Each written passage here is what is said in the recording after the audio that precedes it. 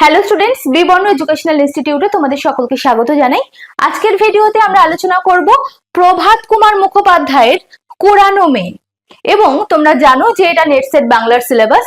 শুধু কুরানো মেয়ে নয়, একে একে এই ইউনিটের প্রতিটি পাঠ, প্রতিটি গল্প আমরা বিস্তারিত একেবারে আলোচনা সহ প্রতিটি পাঠ থেকে যত ধরনের প্রশ্ন সম্ভব সমস্ত রকম আলোচনা যেমন করব, তেমনি অন্যান্য যে ইউনিটগুলি আছে সেই প্রতিটি ইউনিট থেকেও আমরা ইন্ডিভিজুয়াল ক্লাস দেব। তো তোমরা যদি নেট সেট বাংলার স্টুডেন্ট হয়ে থাকো তাহলে অবশ্যই চ্যানেলটিকে সাবস্ক্রাইব করে রাখো নেক্সট ভিডিওর আপডেট সকলের আগে পাওয়ার জন্য।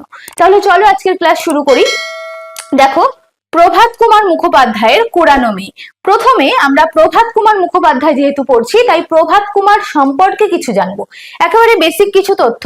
দেখো, প্রভাত কুমার মুখোপাধ্যায়, ওনার জন্ম 3রা ফেব্রুয়ারি 1873, ধাত্রী গ্রাম, ব্রিটিশ ভারত, অধুনা যেটি পূর্ব বর্ধমানের অন্তর্গত, পশ্চিমবঙ্গ, ভারত।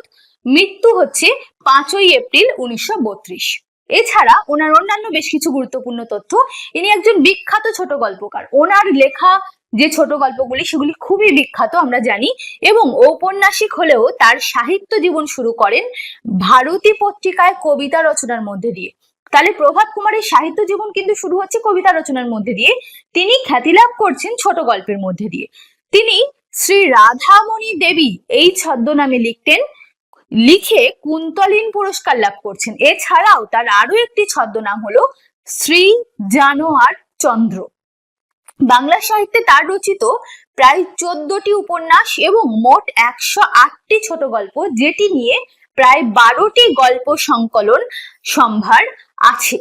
ঠিক আছে, তো প্রভাত কুমার সম্পর্কে একেবারে বেসিক তথ্য আমরা দেখলাম। এবার কুরানো মেয়ে সম্পর্কে বা কুরানো মেয়ের আলোচনায় চলে আসবো।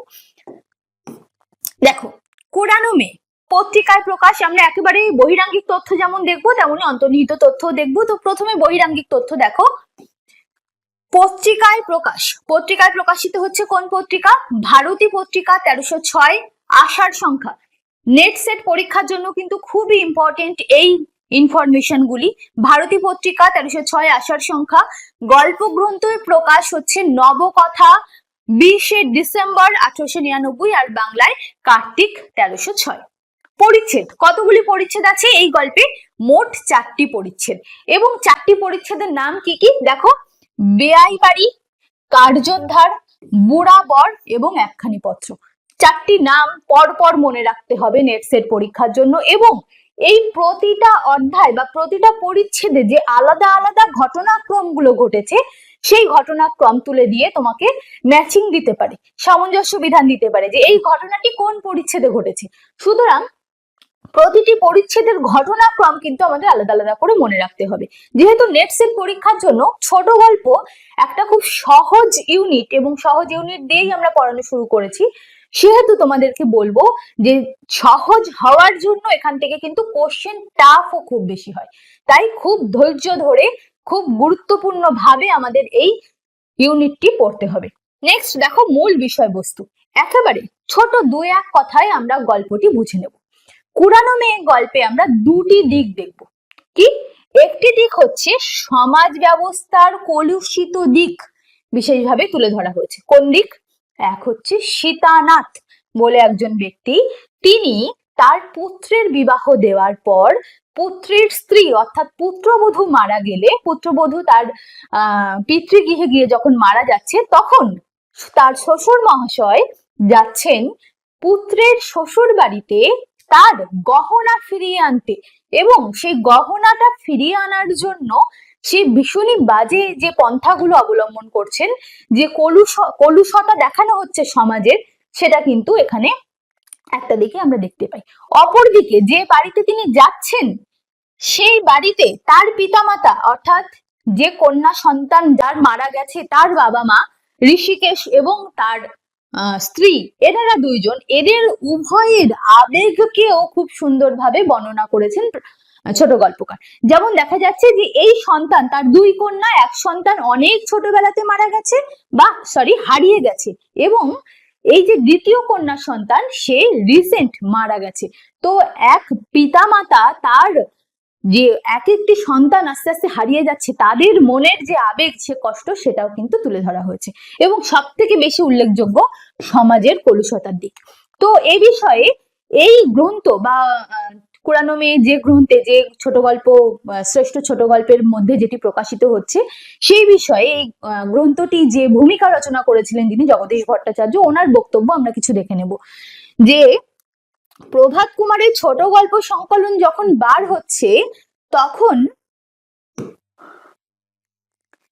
এই গ্রন্থের ভূমিকা রচনা করছেন যিনি, জগদীশ ভট্টাচার্য, তিনি কি বলছেন দেখো কুরআন ও মেয়ে সম্পর্কে। একেবারে দেখো, কুরআন ও মেয়ে গল্পে, দেখো আমি আরেকটু বড় করছি, তোমরা দেখতে সুবিধা হবে তোমাদের। কুরআন ও মেয়ে গল্পে নবগ্রামের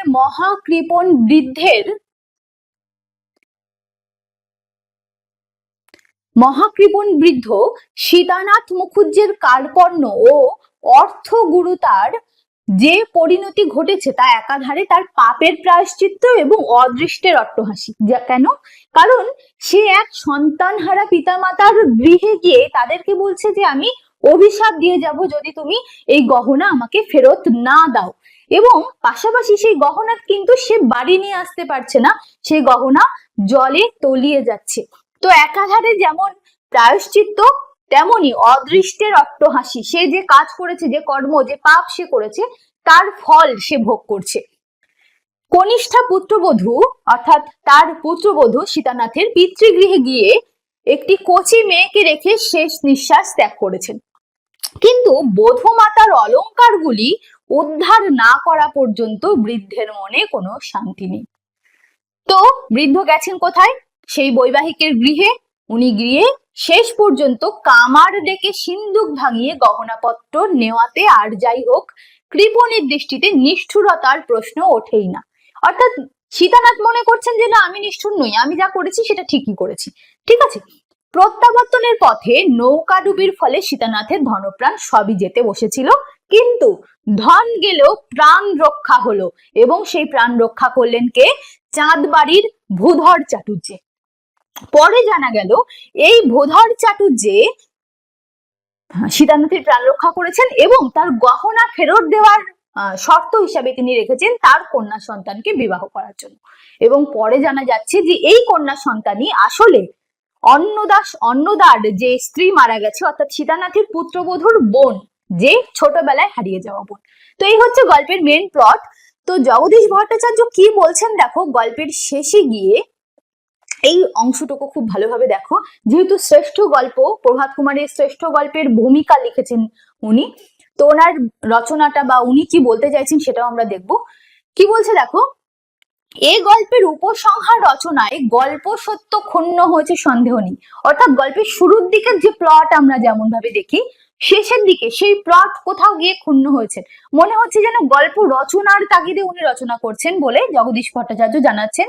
দেখো বলছে, প্রথমাংশে পল্লী চিত্র, অর্থাৎ সীতানাথ যখন যাচ্ছেন, নবগ্রাম থেকে যাচ্ছেন তার গ্রাম থেকে, সেখানকার দৃশ্য, নদীর দৃশ্য ও কৃপণের চরিত্র চিত্রণে প্রভাত কুমার যে তীক্ষ্ণ বাস্তব দৃষ্টি ও সূক্ষ্ম পর্যবেক্ষণ শক্তির পরিচয় দিয়েছিলেন, বাংলা সাহিত্যে রবীন্দ্রনাথের গল্পগুচ্ছ সত্ত্বেও সেদিন তা অনাস্বাদিত পূর্ব ছিল।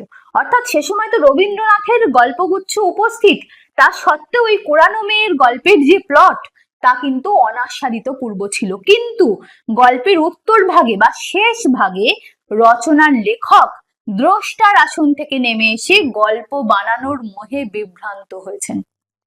এটা গল্পের ভূমিকাকারের বক্তব্য। ঠিক আছে, তো আমরা দেখে নিলাম এটা।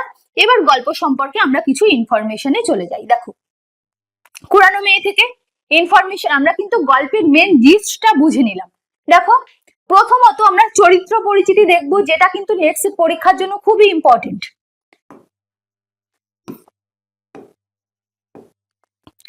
চরিত্র, প্রথম চরিত্র আসছে সীতানাথ মুখোপাধ্যায়, যার বাসস্থান ছিল নবগ্রাম।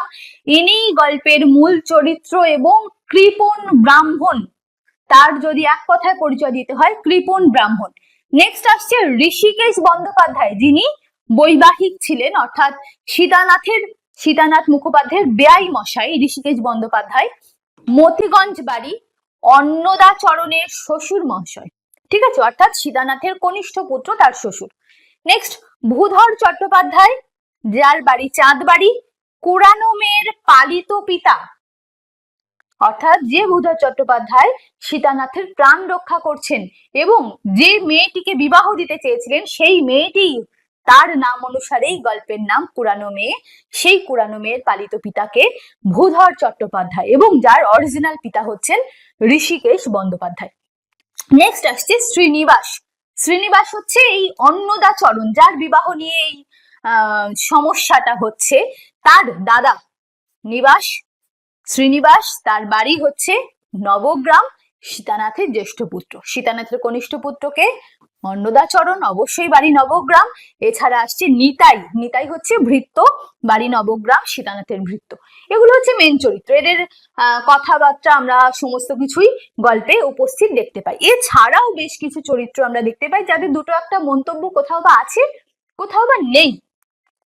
বড় বউ অর্থাৎ সীতানাথ মুখোপাধ্যায়ের বাড়ির বড় বউ অর্থাৎ শ্রীনিবাসের স্ত্রী ঝি, ঋষিকেশ বন্দ্যোপাধ্যায়ের বাড়ির ঝি, যে সেই ছোট্ট মেয়েটিকে সীতানাথ মুখোপাধ্যায়ের সামনে নিয়ে এসেছিল। ঋষিকেশের স্ত্রী, যিনি তার কন্যা সন্তান মারা যাওয়ার জন্য দিনরাত অশ্রু বিসর্জন করছেন। অন্নদার বন্ধু বান্ধব, অন্নদাকে দ্বিতীয়বার বিবাহ করার জন্য উদ্বুদ্ধ করেছিল যারা, সেই অন্নদার বন্ধু বান্ধব। সীতানাথের বাড়ির পাশের সমাজের কিছু বিজ্ঞ লোক, অর্থাৎ সীতানাথ যখন দেখলো যে তার ছোট ছেলে বা অন্নদাচরণ দ্বিতীয়বার বিবাহের জন্য রাজি হচ্ছে না, তখন এই বৃদ্ধ সীতানাথের দেখা গেল যে সে বলছে যে ঠিক আছে চলো আমি বিয়ে করে নেব। তো তখন বাড়ির আশেপাশের সমাজের যে বিজ্ঞ মানুষেরা তারা কি বলেছিল সেই বক্তব্য আমরা এখানে পাচ্ছি। এছাড়া ভূধর চাটুর্যের জ্ঞাতি বিজ্ঞ ভদ্রলোক, যিনি বলেছিলেন অন্নদাচরণকে যে ওই মেয়েটিকে বিবাহ করো না, কারণ ওটি কুরানো মেয়ে, বহুদিন আগে ত্রিবেণীর ঘাটে ওই মেয়েটিকে খুঁজে পাওয়া গিয়েছিল, এবং যার সূত্র ধরেই জানা যায় যে এই মেয়েটি বা এই কুরানো মেয়েটি আসলে অন্নদাচরণের শালিকা, অর্থাৎ যে তার স্ত্রী মারা গেছে সেই স্ত্রীর হারিয়ে যাওয়া বোন। ঠিক আছে, তো এই সূত্রেই আমরা এই ইনফরমেশন গুলি জানতে পারলাম। চরিত্র পরিচিতির সাথে সাথে দেখো আমরা ছোট ছোট করে ইনফরমেশন দেখে নিলাম। নেক্সট, এক কথায় বেশ কিছু ইনফরমেশন আমরা বেসিক কিছু জানবো। কুপ্রথা, সমাজের কুপ্রথা এখানে দেখানো হয়েছে। কোন কুপ্রথা? পণ প্রথা। যে পণ দেওয়া হয়েছিল, যে গহনা দেওয়া হয়েছিল, সেই গহনাকে আবার ফেরত নিয়ে আনা, সেই পণ প্রথার একটা কুপ্রভাব আমরা গল্পে দেখতে পাই। নেক্সট, দীনবন্ধু মিত্রের বিয়ে পাগলা বুড়ো নাটকের প্রসঙ্গ আছে। আমরা দেখব সীতানাথ মুখোপাধ্যায় যখন দ্বিতীয়বার বিবাহের কথা বলছেন বা বৃদ্ধ বয়সে তরুণ কন্যা বা তরুণ ভার্যা চাইছেন, তখন সেই প্রসঙ্গে বেশ কিছু বিজ্ঞ মানুষ বেশ কিছু মন্তব্য করেছিলেন। তো সেই প্রসঙ্গে দীনবন্ধু মিত্রের বিয়ে পাগলা বুড়ো এই গ্রন্থটি তাকে প্রেজেন্ট করার কথা বলা হয়েছিল। এছাড়াও গল্পে আমরা 4টি পত্র দেখতে পাই। কি কি পত্র? একটি পত্র অন্নদাচরণ তার পিতা সীতানাথকে লিখেছিল, ঠিক আছে। দ্বিতীয় পত্র বাড়িতে নিমন্ত্রণ স্বরূপ দাদা মহাশয়গণকে একটি পত্র পাঠিয়েছিলেন। এটা 4টি পত্রই কিন্তু আমরা একেবারে নাটকের ছোট গল্পের শেষ দৃশ্যে দেখতে পাই, যেটির নাম হলো একটি পত্র।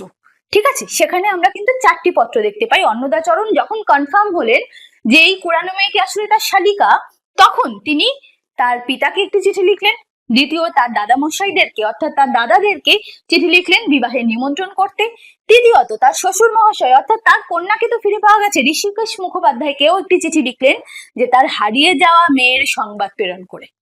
এছাড়াও আরো একটি পত্র গুরুদাস, এটা খেয়াল করো, গুরুদাস পাঠান্তরে হরিদাস, আমরা দুটো গ্রন্থতে দুরকম নাম পাবো।